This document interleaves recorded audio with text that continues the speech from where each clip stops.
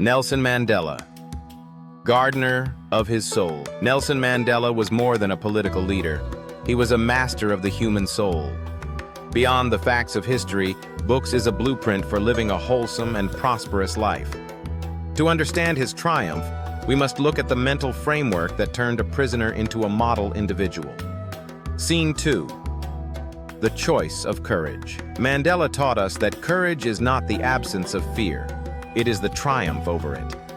He often felt terrified, in the courtroom and in his cell, but he displayed bravery and fortitude so that others could find the strength to be brave themselves. Scene 3. The shepherd philosophy. A leader is like a shepherd. He stays behind the flock, letting the most nimble go out ahead while he gently steers from the rear. This is the art of leading from behind, empowering others to lead while you make sure direction stays true. Scene 4. The power of both. Mandela rejected simple binaries. He believed in the power of both. He was a fierce revolutionary and a gentle peacemaker.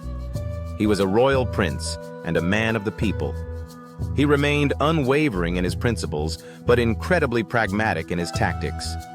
Realizing that cognitively engaging with life's paradoxes, not focusing too much on one side or the other, is the way to truly bring progress to fruition.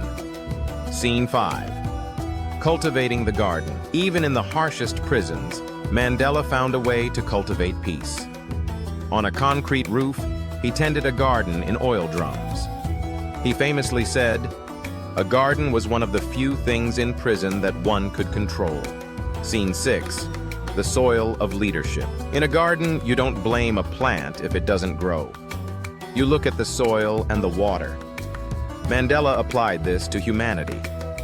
To lead others effectively, he knew he first had to tend to his own inner peace. Control what you can and let go of the rest. Scene 7. The politics of respect. He didn't just tolerate his enemies, he sought to understand them. He learned their language and their history until they could no longer see him as the enemy, but instead as a person with different perspectives. He proved that respect is a more formidable weapon than hatred. Scene 8. The final act of leadership. Perhaps his greatest act of leadership was walking away.